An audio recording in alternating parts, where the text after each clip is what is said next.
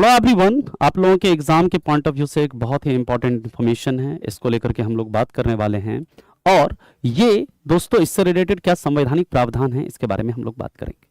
यहाँ पर दोस्तों न्यूज है कि अनुशंसा जज मीनाक्षी को क्या किया गया है, जज मीनाक्षी पटना हाईकोर्ट की मुख्य न्यायाधीश। अब यहां पर देखिए कह रहा है सिक्किम हाईकोर्ट की वरिष्ठ जज न्यायमूर्ति मीनाक्षी एम राय पटना हाईकोर्ट के मुख्य न्यायाधीश होंगी। सुप्रीम कोर्ट ने इसकी अनुशंसा केंद्र सरकार से की है। अब केंद्रीय कानून मंत्रालय से इस आशय की अधिसूचना जारी होगी। अब इससे रिलेटेड क्या प्रावधान है हमारे संविधान के अंदर कि हाईकोर्ट के जजेस का या हाईकोर्ट के चीफ जस्टिस का कैसे अपॉइंटमेंट होता है, इसके बारे में हम लोग बात करेंगे। दोस्तों याद रखिएगा, सबसे पहले हमारे संविधान के अंदर आर्टिकल 214 है जो ये बात करता है कि पूरे देश में हर राज्य का क्या होगा, हर राज्य का अपना एक क्या होगा, हाईकोर्ट होगा। हर राज्य का क्या होगा, अपना हाईकोर्ट होगा। लेकिन याद रखना 7वां संविधान संशोधन अधिनियम 1956 यह प्रावधान करता है कि 2 या 2 से ज्यादा राज्यों के लिए 2 और मोर स्टेट, इसके लिए क्या हो सकता है, एक कॉमन हाईकोर्ट हो सकता है। एक कॉमन हाईकोर्ट हो सकता है, यानी 2 या 2 से ज्यादा राज्यों के लिए एक कॉमन हाईकोर्ट हो सकता है।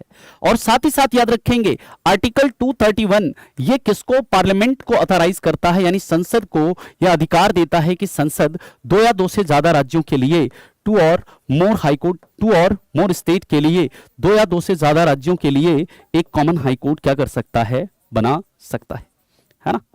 अब इसके बाद दोस्तों याद रखिएगा जो हमारा संविधान है, हमारे संविधान के अंदर आर्टिकल 215 जो ये कहता है कि जो हाईकोर्ट होगा ये एक कोर्ट ऑफ रिकॉर्ड होगा।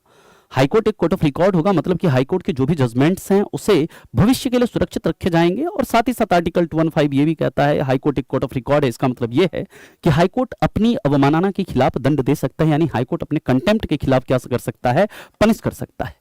इसके बाद याद रखिएगा आर्टिकल 216 जो कि आपका इंपॉर्टेंट है, यहां पर यह कहता है कि जो हाईकोर्ट का स्ट्रेंथ है ये क्या होगा, हाईकोर्ट का स्ट्रेंथ है जो ये क्या होगा, तो याद रखिएगा हाईकोर्ट में क्या होंगे, एक चीफ जस्टिस होंगे प्लस इतने अन्य जजेस होंगे, इतने अदर जजेस होंगे जिसकी संख्या कौन डिसाइड करे, राष्ट्रपति।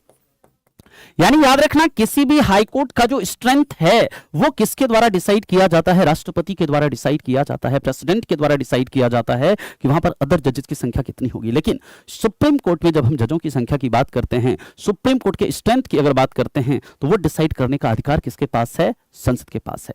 दोस्तों इसके बाद याद रखेंगे आर्टिकल 217, और ये जो आर्टिकल 217 है यही दोस्तों बात करता है अपॉइंटमेंट ऑफ जजेस की। आर्टिकल 217 क्लाउज 1 ये कहता है कि चीफ जस्टिस या जो अदर जज हैं ये अपॉइंट कैसे होंगे, तो ये अपॉइंट होंगे किसके द्वारा, ये अपॉइंट होंगे राष्ट्रपति के द्वारा। लेकिन राष्ट्रपति के द्वारा कैसे, क्या राष्ट्रपति अपनी इच्छा से करेंगे, तो याद रखिएगा नहीं, राष्ट्रपति एक कलेजियम की सलाह पर करेंगे। एक कलेजियम होगा और इस कलेजियम की सलाह पर करेंगे। और इस कलेजियम में कौन कौन होंगे, याद रखिएगा इस कलेजियम में 3 लोग होंगे, जिसमें कि एक चीफ जस्टिस ऑफ इंडिया होंगे प्लस 2 अदर जजेस होंगे किसके, सुप्रीम कोर्ट के। 2 अदर सीनियर मोस्ट जज होंगे किसके, सुप्रीम कोर्ट के। 2 सीनियर मोस्ट जज होंगे किसके, सुप्रीम कोर्ट के।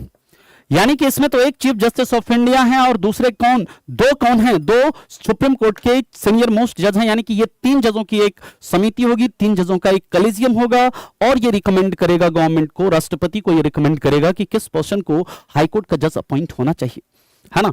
अब सवाल उठता है सर, अगर ये कलेजियम ने प्रेसिडेंट को प्रेसिडेंट को रिकमेंड किया कि आप इस पर्सन को क्या करो, हाईकोर्ट का जज अपॉइंट करो, या फिर आप क्या करो, हाईकोर्ट का चीफ जस्टिस अपॉइंट करो, तो क्या प्रेसिडेंट उस रिकमेंडेशन को मानने के लिए बाध्य है? तो याद रखिएगा प्रेसिडेंट क्या कर सकते हैं, जो भी इस कलेजियम के द्वारा नाम को रिकमेंड किया गया है कि आप इस पर्सन को हाईकोर्ट का जज या हाईकोर्ट का चीफ जस्टिस अपॉइंट करिए, तो प्रेसिडेंट सिर्फ और सिर्फ क्या कर सकते हैं, उस नाम को एक बार रिकंसीडर करने के लिए कह सकते हैं। लेकिन अगर फिर से वही नाम वापस दे दिया जाता है तो राष्ट्रपति को उस नाम को अपॉइंट करना क्या होता है, जरूरी होता है हाईकोर्ट के जज या हाईकोर्ट के चीफ जस्टिस के लिए। यानी कि हाईकोर्ट के जजों के अपॉइंटमेंट के लिए 3 जजों का एक कलेजियम होता है, जिसमें कि एक चीफ जस्टिस ऑफ इंडिया और 2 सीनियर मोस्ट जज होते हैं किसके, सुप्रीम कोर्ट के।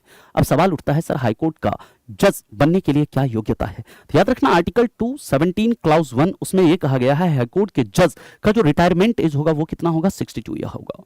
अब सवाल उठता है सर हाईकोर्ट के जज का जो मतलब अपॉइंट होने के लिए क्या योग्यता है, क्या एलिजिबिलिटी है, तो याद रखिएगा, हाईकोर्ट के जज के अपॉइंटमेंट के लिए योग्यता है कि आप भारत के नागरिक हैं, और भारत के नागरिक होने के साथ साथ अगर आपने एक या एक से अधिक हाईकोर्ट में अगर आप क्या रह चुके हैं, एडवोकेट रह चुके हैं, यानी एक या एक से अधिक हाईकोर्ट में अगर आप 10 साल तक क्या रह चुके हैं, एडवोकेट रह चुके हैं। कितने साल तक? अगर आप भारत के नागरिक हैं और एक या एक से अधिक हाईकोर्ट में अगर आप 10 साल तक एडवोकेट रह चुके हैं तो आप अपॉइंट हो सकते हैं, या फिर आप भारत के नागरिक हैं और अगर आपने भारत के क्षेत्र के अंदर 10 साल तक अगर आपने किसी जुडिशियल पोस्ट को क्या किया है, होल्ड किया है, तो फिर क्या हो सकते हैं, आप हाईकोर्ट के जज अपॉइंट हो सकते हैं।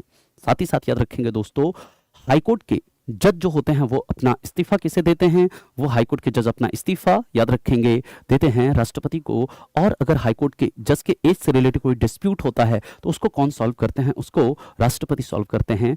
और आप लोगों से मेरा सवाल है, आप लोग ये बताएंगे कि हाईकोर्ट के जज का जो रिटायरमेंट एज है उसको 60 से बढ़ा करके 62 साल किस संविधान संशोधन के द्वारा किया गया था, आप लोग ये कमेंट में बताओगे।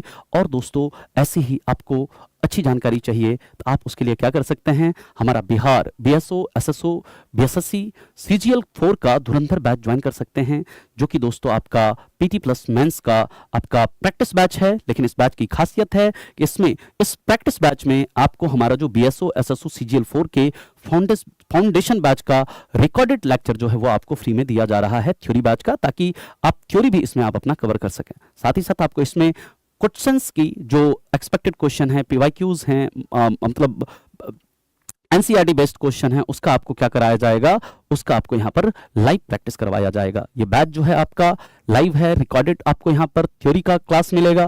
साथ ही साथ ये ऑनलाइन होगा, हिंदी मीडियम में होगा। ऑफर फी है इसकी 499 और इसमें क्लासेस आपकी स्टार्ट हो रही हैं 4 जून से। दोस्तों इस बैच को ज्वाइन करने के लिए आपको खान ग्लोबल स्टडीज के ऐप को डाउनलोड करना होगा और वहां से जाकर के आप इस बैच को ज्वाइन कर सकते हैं।